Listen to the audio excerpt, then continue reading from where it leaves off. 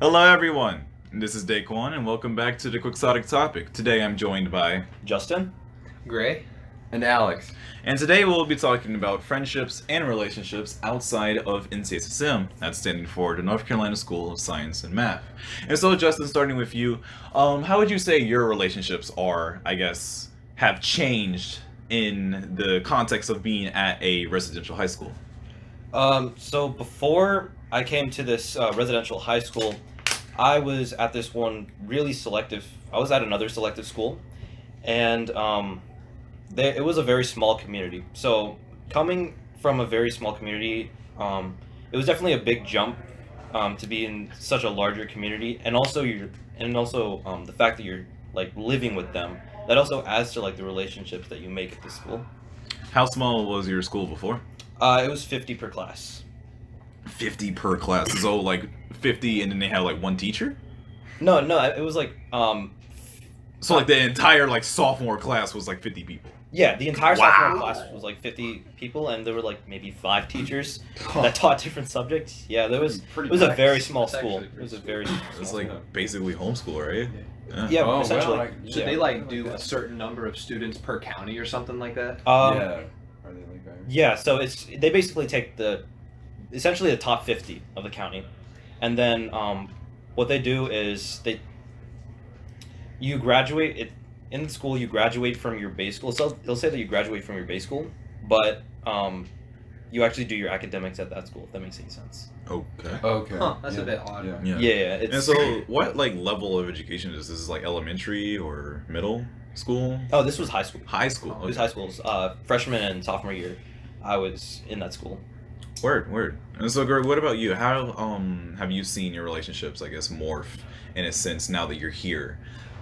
I think one of like the best examples for me of seeing how my relationships change is that when I go over break, when I came here, I was honestly like a little scared because living away from home, I'm perfectly fine with being away from home, but actually living with like people I've never met before, that was kind of like a daunting concept. Oh yeah, definitely. But then I came here, and it was the first extended weekend, which is like at the end of every month we get to go home back to our parents. I felt so bored because I wasn't surrounded by all like my friends and stuff. Mm-hmm. So I guess that's one of the biggest things that changed. Is like I became so like invested in all the people here, and then I go back home and it's like reality. I'm like, oh wow, I actually am not living with these people anymore. That's gonna be kind of weird. Yeah, definitely. I can totally understand that. Seeing as that I am the only senior in this crowd now that I realize. Alex, same question.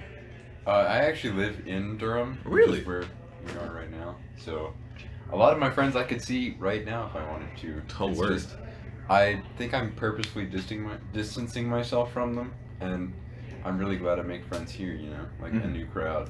Yeah, I guess it would be weird to kind of make that distinction as like, well, I'm here now because obviously there's people here who have to travel like 2 to 3 hours just to live here, and then of course you are like what 45 maybe I'm not less even, than I'm like 15 yeah minutes. yeah like 15 minutes away. Like this has been every day for you for like your entire life. Like me, for example, I live in Charlotte. It's a 2 hour, at least an hour trek by any form of travel if I want to be here or if I want to be at home. And so I guess there's a kind of weird separation of like what exactly is your home in a Yeah. sense. Yeah. Question for the entire crowd. When you guys were coming to NCSM, did you know who your roommate was like before? I actually didn't know my roommate, but like I don't know much about him. So I met him on the welcome day where all the students that were accepted, they were invited to the campus to take like these tests and everything, and that's where I met my roommate, and we saw that we had a lot of similarities, so we were just like, why not room with each other? Cool. Here. For me, I only knew about Chris. I'd never even met him before. I just knew him because where I'm from, I'm in like the Johnson Wayne area. I went to schools in both of them. So I know like a lot of people in that area, and everyone was talking about like Chris Crow being like god tier baseball player. So I kind of like I heard the name, but I didn't really know much about him. Oh wow, so you're living for local legend. Yeah. That must be nice. Alex, what about you? I actually didn't know him. I knew like before move-in day, I knew he was from Raleigh, so he was pretty close too. And it was actually really weird. On move-in day, he showed up at 11, and we were supposed to be like done moving in at 11. So I was like, Yeah. oh. Understand. He was like, we're gonna go get some, lunch at Red Lobster. I was like, I just got here, dude. I don't know. I didn't know when I was a junior moving in. I had no idea who my roommate was, and I'm kind of glad that I didn't, because that prevented me from allowing to make assumptions on who that person was going to be, and it ended up being an extremely good relationship. In fact, we're still very close to this day.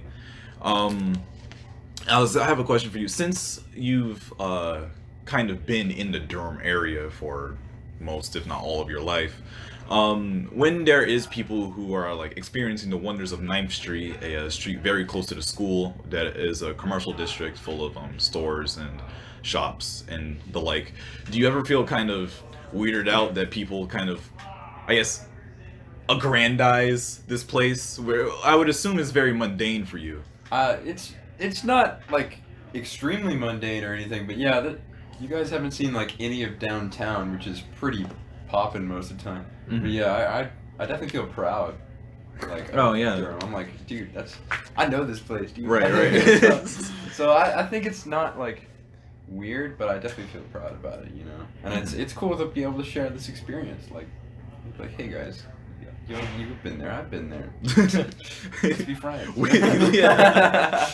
So I hate the backtrack, but I got a question, because you said that when you met your roommate, you were able to room together. Right. I did not know that juniors could pick their roommates beforehand. Oh yeah, they. Yeah. I didn't know that was a thing. I knew Yeah. seniors could. I just didn't know that was a thing. All right. Anyway, back. But hopping on that, actually, a lot of the more, I guess, overhead things about NCSM is controlled by Facebook, which is honestly really weird. Yeah. I don't really agree with that, because like, especially with the copious amounts of emails that they send you, That's the amount of true. stuff that you can miss by not being on the Facebook page is Yeah. hilarious. For example, I remember last year I almost didn't get a ticket to Africa Fest, which is a festival presented by Hope, a African American centered club here on campus. It is about an hour event that is used to celebrate African American culture. I almost missed my tickets for that because the announcement was made on Facebook.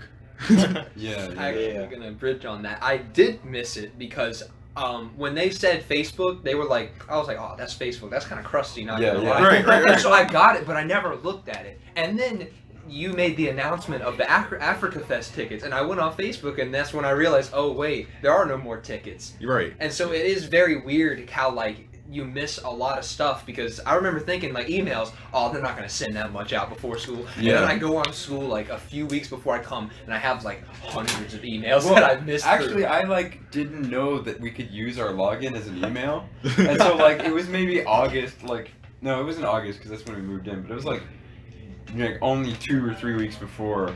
And someone was like, have you checked your email? I was like, we have an email? So, Yeah. I was yeah, pretty yeah. late to the party, but I got everything good eventually. Yeah. One thing that I would do differently if I was managing the school is make it so that Facebook wasn't kind of the central hub of everything. Yeah.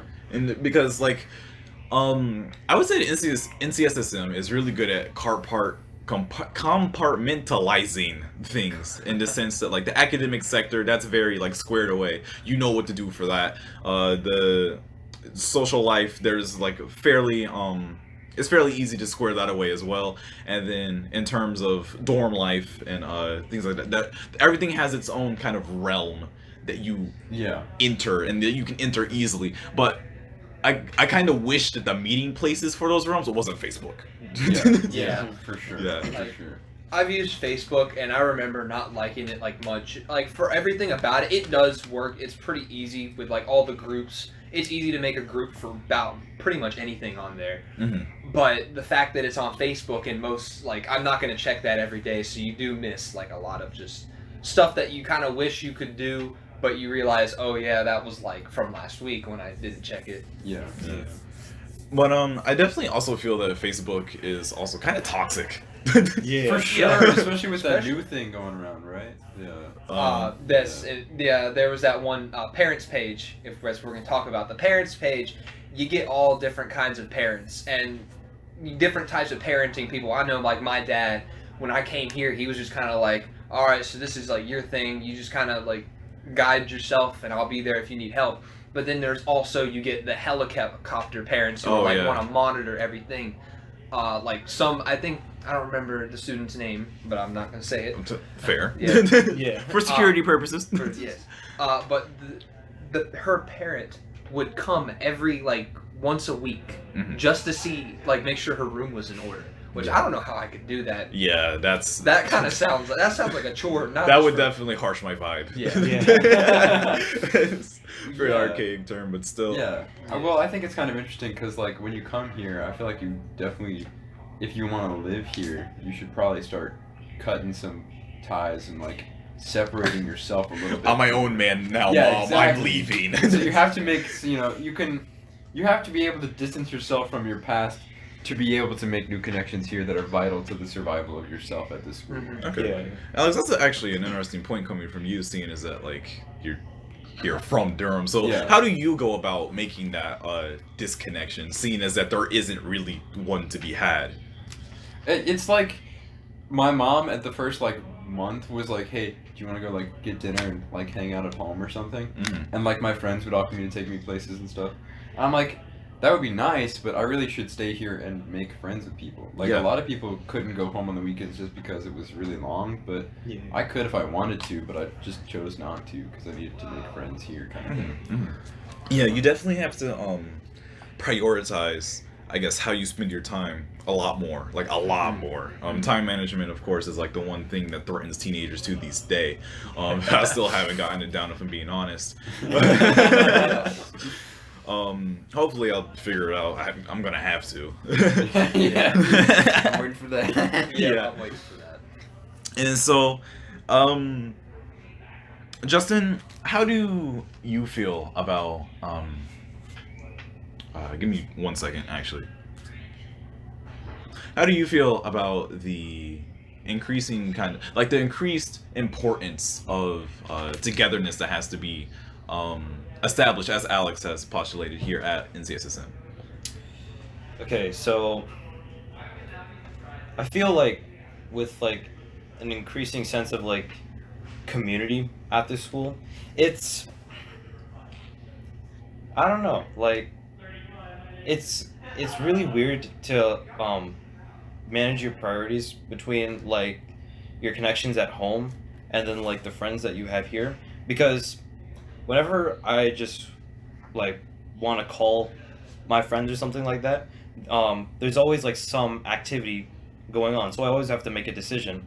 So it's kind of a tough call to like know like how to allocate your time for which group of friends you want to talk to. Right, definitely. It gets really hard to micromanage a lot of different groups of friends, because like not only do you have your one system that I have in place is like A friends, B friends, C friends, D friends.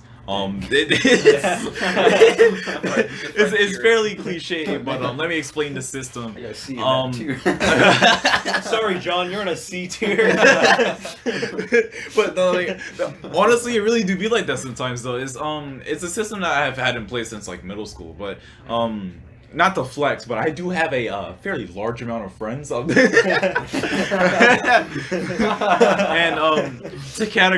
categorize them, I'll say like my A friends are like the people that I'm like extremely close to. These are the people that I've either have been with for an extremely long amount of time, or like we know a lot about each other, maybe a bit too much. These are the people that I'll probably invite to my wedding, and my best man will probably be picked from that pool. B friends are the kind of people where it's like I don't have that same time commitment, but we have like that vibe. Like these are the people that I could easily get a conversation going with. I wouldn't mind spending a very large amount of time with them. C friends. Now this is where we start getting into more like the acquaintances kind of category, kind of sphere, because like these are people who I either just don't see very often, or due to certain niche facets in either my personality or theirs, we just don't very mesh well. D tier, that's like pure acquaintances, and then anything other than that is just people I don't really like, which makes sense. And so I established that to illustrate how difficult it might be having to micromanage like all of those groups, because of course like your A friends, they're going to have a different ABCD than you, because they're different people. Hopefully you're both in the same A, because if not, that's kind of weird.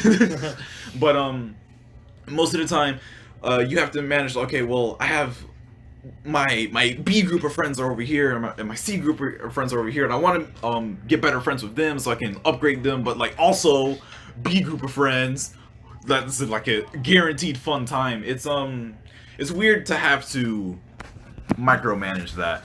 And so Gray, going over to you, what would you propose as like a good strategy for going about that? For me, I'm gonna kind of piggyback off what you say and incorporate it into like my strategy. Solid. So where you have your very like organized tier list, and I just honestly like mad respect, because I kind of wish I had that. But for me, I'm just kind of like over here like friend, not friend. I kind of pull everyone into the same thing, and it's like I guess I've always like there's even people I hate I still hang out with, and it's kind of like just a me thing where I love being around like people in general. So like even people that like I kind of mix in my acquaintances with like my best friends, so it's kind of like that thing as like, is this gonna be a good time or not? I don't know. Let's find out. So it's just kind of like spin the wheel. Yeah, just very like randomized, but it's honestly you get the results to me like having it randomized makes it more invigorated on like what it's gonna be, because you're never with the same person every time. But the best way I found of like managing all my friends at home and like the people here, I usually like for face-to-face interactions, I kind of do that like here solely. I don't really go like outside of this school if I'm here. But then when I'm home on breaks, that's when I talk to all my people like at home, and I'll usually plan like a bunch of like parties with them, just hanging out stuff. Yeah. Because you know the ability to drive definitely opens like a lot of doors for you to just be able to go see whoever you want. Whenever you want. Whenever you want. As long as you have the gas. Yeah. Yeah. I can't drive. So. Me neither. Well, not legally. Yeah, not legally for me as well. Yeah. Like, I remember this past break, like, that Friday, I drove to one of my friend's birthday parties, and, like, I had to drive a lot of people there as well, but yeah. Chauffeur. It was fun, and we all got to, like, hang out and stuff. Yeah, definitely. And so, Justin, heading back to you, Gray brought up an interesting point in face-to-face interaction. You said that like you have to. One of the things that you have to micromanage is like whether or not you're going to call your friends. I wanted to know like how you felt about the difference, I guess, because like once you're here in NCSSM, people you see every day that's going to change, and like it changes by the trimester even, and so. How do you make that transition from seeing someone face to face and like sitting down and like grabbing something to eat with them, for example, to seeing them behind a LCD screen?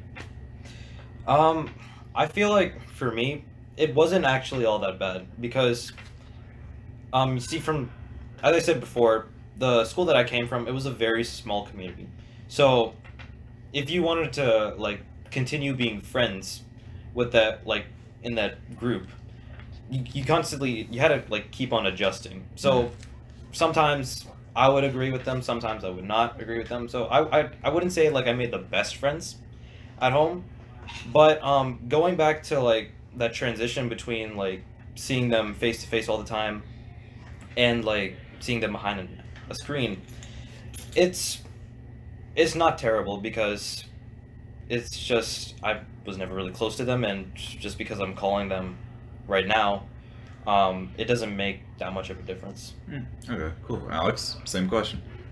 I think to me, I don't usually like see them or anything on a screen, but I'll definitely like have calls with them and stuff. And we'll just do stuff like play Smash and stuff. So Fair. it's not like I'm missing a lot of that because we used to do that before I came here, and I still see them occasionally. But yeah, I don't think it impacts my relationship with them too much or anything. Yeah, cool.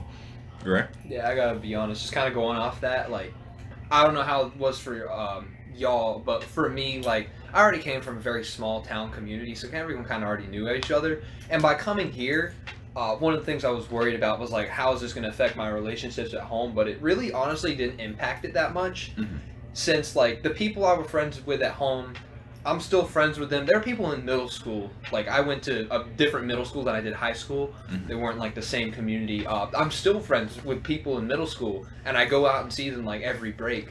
So I think that's one thing that surprised me was that, you know, my relationships are still intact. Yeah, I don't see them all the time, but it kind of makes those like gatherings, those times where I'm actually seeing them, it makes it like, oh yeah, this is like even cooler because we're not seeing each other all the time. Yeah.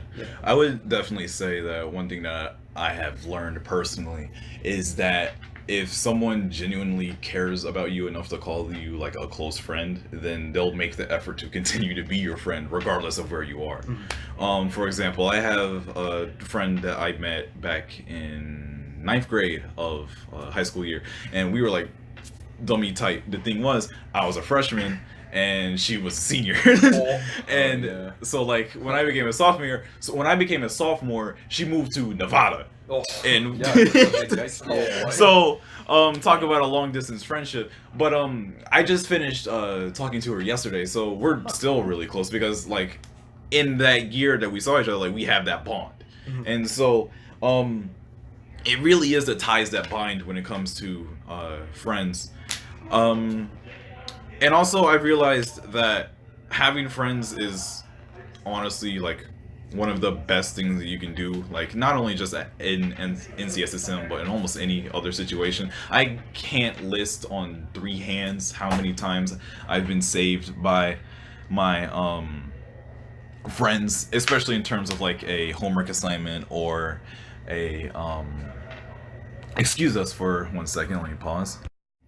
And we're back. Anyway, what I was saying was that my friends have saved my hide a number of times with homework assignments, studying for tests, or projects. However, one thing that I have noticed is that given that the campus is so incredibly tight, there's a lot of unhealthy relationships that kind of spiral out of this place. And I think some of that can be attributed to teenage stupidity, because I mean, like, you're only a teenager once.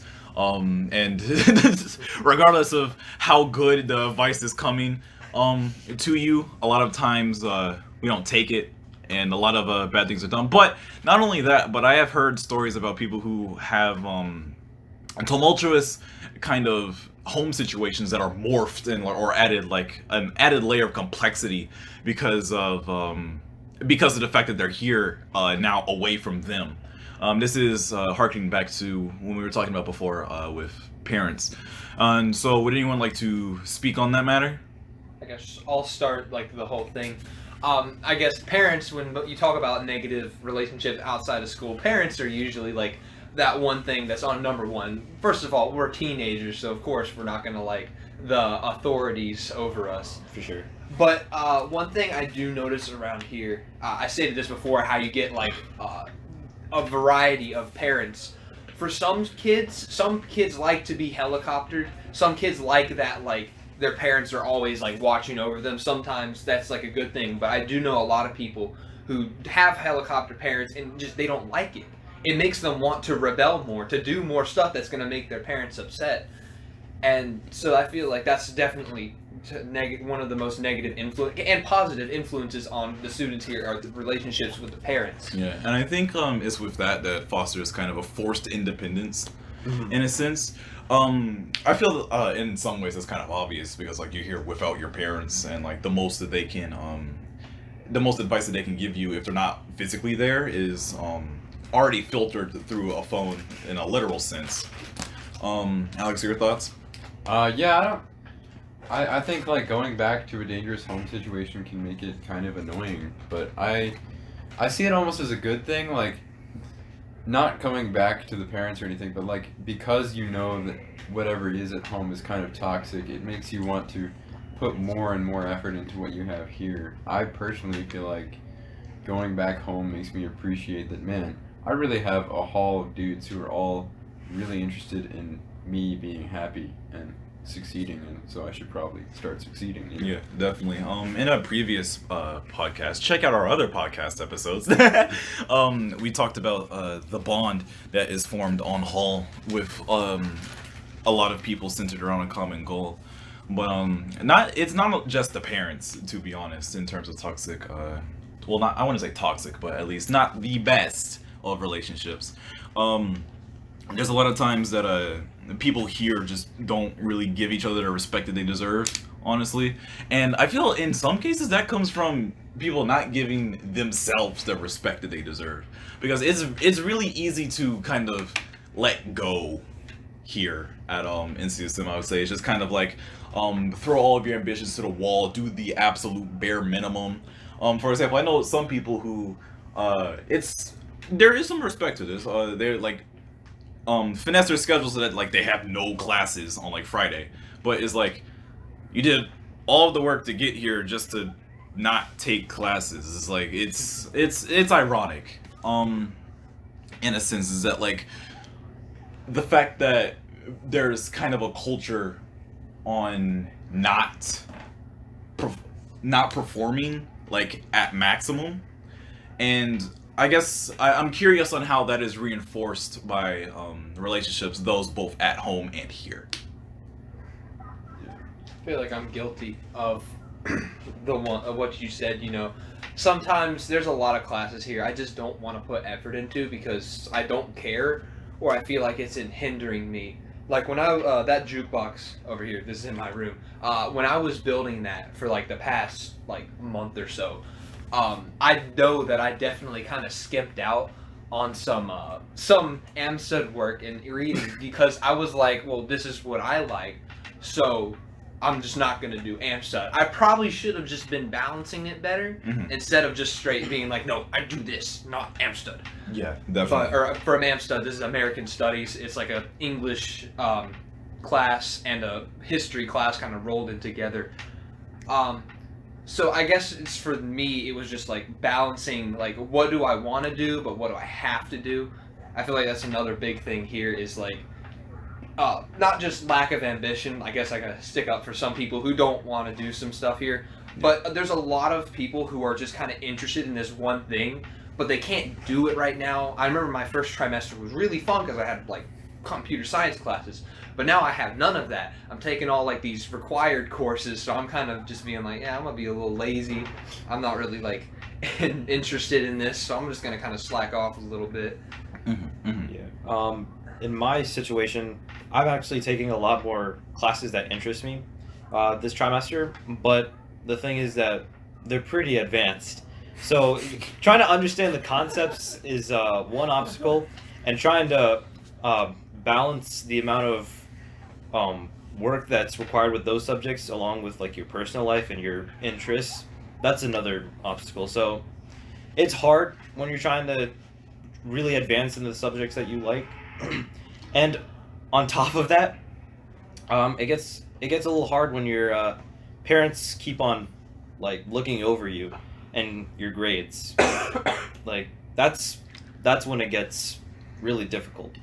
Yeah, definitely. Because I guess harking on that, I can't really speak for yourself, but I would assume it must be like difficult taking advanced classes and then like doing the best that you can, and then on like the errant side, or like if you ever slip up and don't perform as well as you would have liked to, having your parents kind of like double down on you, it feels bad. It feels bad. They always make this. They're like trying to make the same point.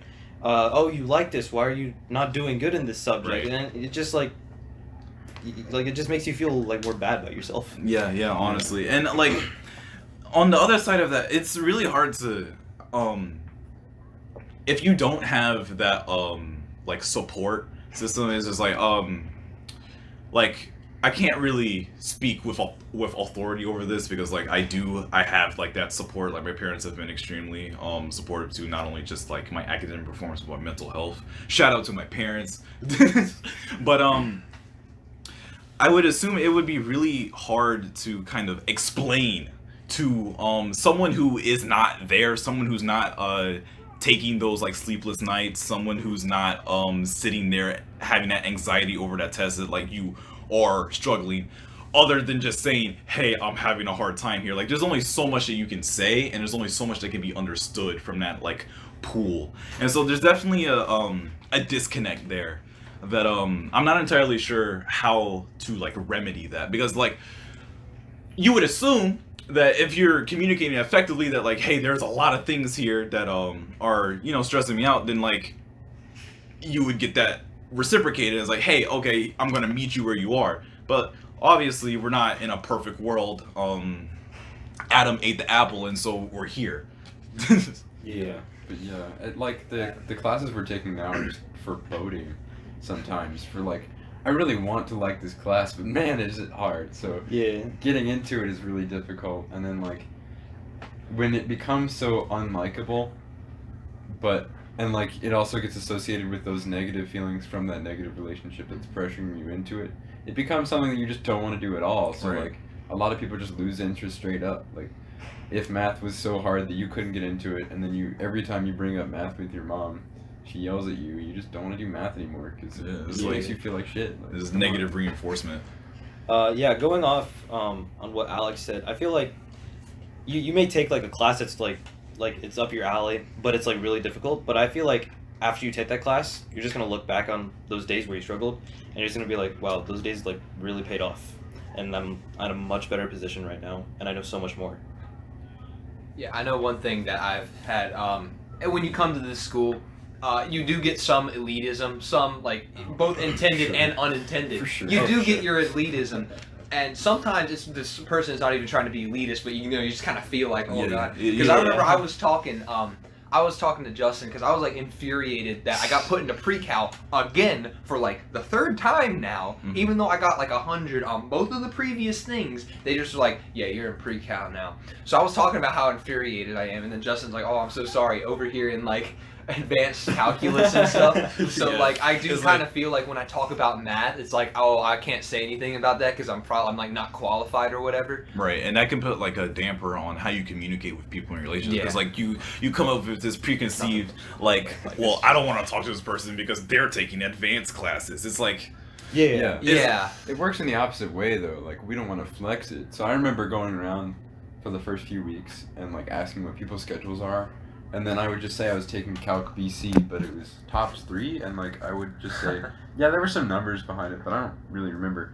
So that way it sounded like I was just in tops 1 with like all the other tops 1 kids. Yeah. I'm like going back to the friends that you make on campus. I feel like asking your friends for help, like even to the elitists on campus, I feel like that's very vital to your success Yeah. on this campus. Because Yeah. if you don't tell anyone that you're struggling in a certain subject, you're just gonna like go downhill. yeah, you're gonna But continue to unlike struggle. unless you have that community of people that are like willing to help you in any circumstance, that's when you're gonna like actually see your grades improve.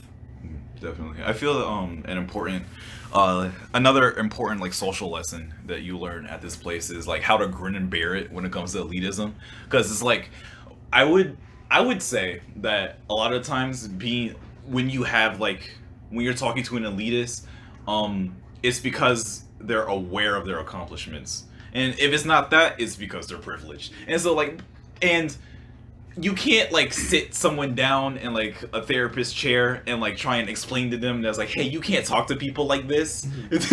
Yeah. It's like the biggest change you can always make in the world is yourself. And so like most of the time it's like, all right, you're a C friend. I will see you at 12 a.m. when I need help with this, and I'm gonna grin and bear it. Is like, yeah, I get it. I'm gonna puff you up a little bit, but it's cool. I'm gonna get an A on this. Yeah. That's for definitely sure, been one of the for sure. hardest things for me because, like, when it comes to an elitism, I don't really have like a big temperament for that. It's not like I outright hate people who are elitist, but I definitely do get annoyed. There are some particular people, which I will not name, For security reasons. For security reasons. That like they talk, and some of them do intend it, but then there's a few that don't. And it's just like when I'm around them and they're talking to people, I'm just feeling like, dude, like, please, I want to like you. Right. Just don't, like, stop flexing, bro. I know I'm not like, that smart, bro. I know that, but, like, yeah. And then I think a lot of the times some of the elitism that comes to this place is because of the fact that, like, NCSM is like a fairly accredited high school. Is they do their Fairly accredited. I'm gonna follow that up Nothing with cheated. saying that they do their best to make themselves look the best Yeah, in I think it's dress. very That cosmetic. is definitely That true. is very true. When I came to this, or when I was coming to the school, I looked at, like, the website. I was like, whoa, it's so professional looking. Yeah. And it's like, they have all these classes, wow. And then I go and I see, like, my American Studies teacher's website. It looks like some crusty thing out of, like, 1994. And it's like, that's the perfect, like, analogy for, like, looking at the main site. And then you just go to, like, these like, backdoor, like, great crusty sites. I think that's, like, the best analogy, because, like, you come to the school, it's like, oh, it's going to be all prestigious and stuff. I gotta have to be, like, on the big brain and all that. Right. But then, you come here, and I was really happy, because all the people here, they're just kind of, like, we're all, like, about the same. We're all, like, chill. We're all just kind of, like, Yeah, there's dang, like I hate school, but I love it. I hate it. Actually, adding on to what Gray was saying, before I came to this school, I was really worried about the residential life, just seeing all these new faces, especially since, like, I've never been in this state before. Like, I'm from South Carolina. I'm actually from South Carolina, so it was a pretty big transition for me. But at first I was like a little, I guess, foreign to the concept of a residential life. But after a few weeks after orientation, I found that I actually really liked the residential life, and I found that the academics were the actual hassle. yeah, Yeah, had for the- sure.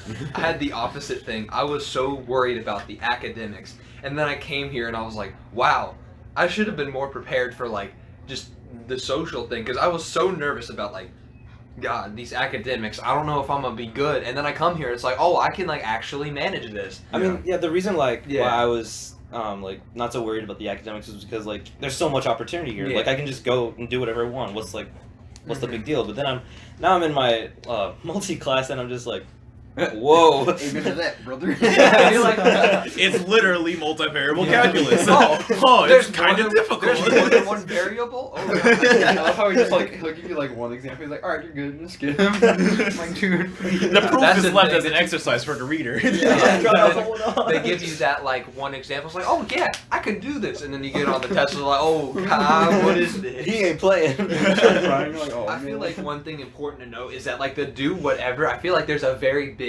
asterisk next to Yeah, that. for sure, for sure. Because one thing I was really hyped about coming here was like, oh, I could take all the computer science classes, yes, Exactly. technology. And then I come here, it's like, yes, American Studies is a required class, math is a required class, take this language. Yeah. How about biology? You like biology? Take biology. yeah. Yeah. Amen. And it's getting better. I know that they're adjusting it with semesters. For for sure, clarification, we're kind of in the transitional period. Right now, we are currently in trimesters, but next year we're switching to semesters.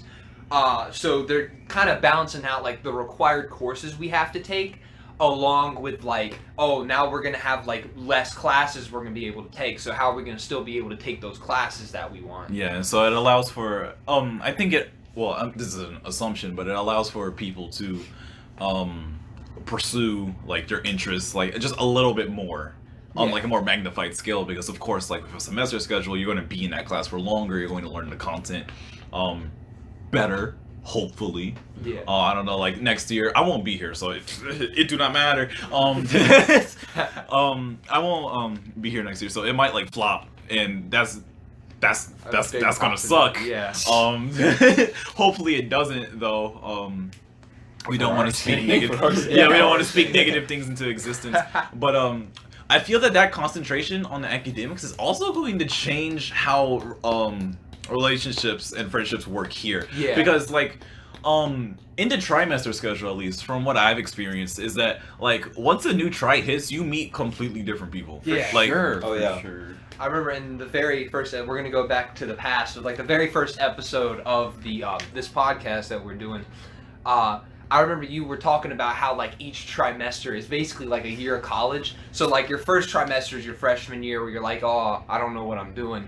Second trimester is like your sophomore year. It's like I still don't know what I'm doing, but I know like a little more than I did.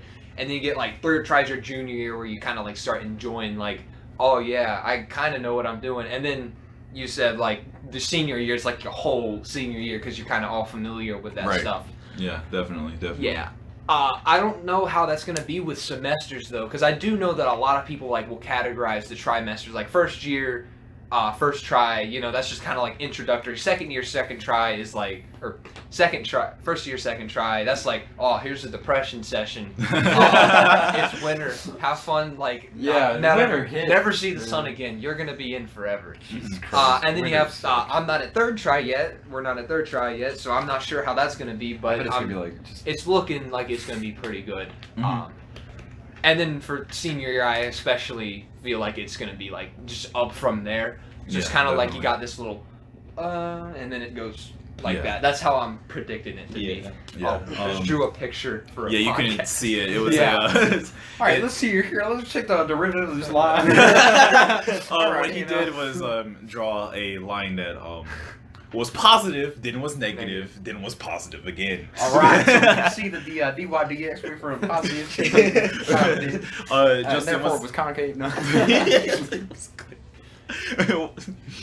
But yeah, definitely. I feel that the friendships and relationships that you make here at NCSSM is definitely really good in terms of serving as a platform for growing up. Yeah, Getting to like the whole big picture, because like around like your junior and senior year of high school, I mean, like there's so many rom-coms that'll tell you the same thing, but like it's like a very important transitional year. Like I'm gonna be in a completely different space 365 days from now, and this so all of you, of course some of that is granted because you can't predict the future, but it doesn't really happen too much in your life on such a grand scale as it's about to, which is scary. And one thing that can alleviate that fear is the tie-step mind. And so we're getting ready to go to the conclusion of the episode, and so any final thoughts, notes, comments? Yeah. So to kind of Here you go. You go. all right, to incorporate like the whole where we started with like external friendships and then we kind of moved to internal friendships. I feel like that's kind of like sums up how like important it is during these changes, these times of change is when you're gonna really find out like who your truest friends are, who's gonna stick by you, and who's gonna be like your best friend or A tier friend or whatever. A-tier. However you group your friends, your A tier friend. But yeah, this is definitely one of the hardest things we're ever gonna do in our lives. Then there's not a day that it doesn't cross my mind where I'm like, dang, this is the toughest thing I'm gonna do. And then also like it might be scary because like it's gonna be over like really quick, and who knows like who you'll still be friends with. I mean, you'll probably still be friends with your A friends, but like your C friends might vanish. Yeah. And it's like, wow, that's crazy. Never talk to him again. Yeah. But a lot of people ostracize themselves from their graduating class as soon as they graduate because they kind of want to reinvent themselves, and you can't really blame them because at that point it's like, I am a new person now. I am literally like 4 years older. I'm doing different things. Yeah. Yeah, it's gonna be tough for sure. Yeah. It's gonna be tough, but we have people to help us out. See, relationships. Yes. Relationships. Bingo. But I feel like one thing that I'll say is that I think it's always important to like maintain contact with friends regardless of where you are, because who knows, you might need them in the future or something. Yeah. Or something might come across and you might just need them. So I feel like friendships, it may be hard, but I feel like it's very essential. Definitely. It's a lot of work keeping up friendships. especially when we have to juggle so many things, like mainly school. Yeah. Right now, that's like I would say that's like the biggest kind of Yep. stipulation to that school. Still struggling. Yeah, yeah. But as we grow up and eventually have to balance more things like taxes and mortgages and God. Oh, yeah, it's like Now you're scared me. Now I just, Literally I'll just 2 commit years tax from now. fraud and not do it. Literally 2 years from now, I will have to pay for everything. God. Oh my God. we'd be like, Nah. That's capitalism. That's gonna Oh, hurt. Yeah. See? But yeah, it's and it's only really it's going to get more difficult because now you're gonna have to manage more things like weddings, funerals, and the like. But Yeah. it's manageable because people do it all the time. Yeah. And on that note, we're going to wrap up. Thank you all for joining me for this. This has been the Quixotic Topic with your host, I'm Daquan. See you next time.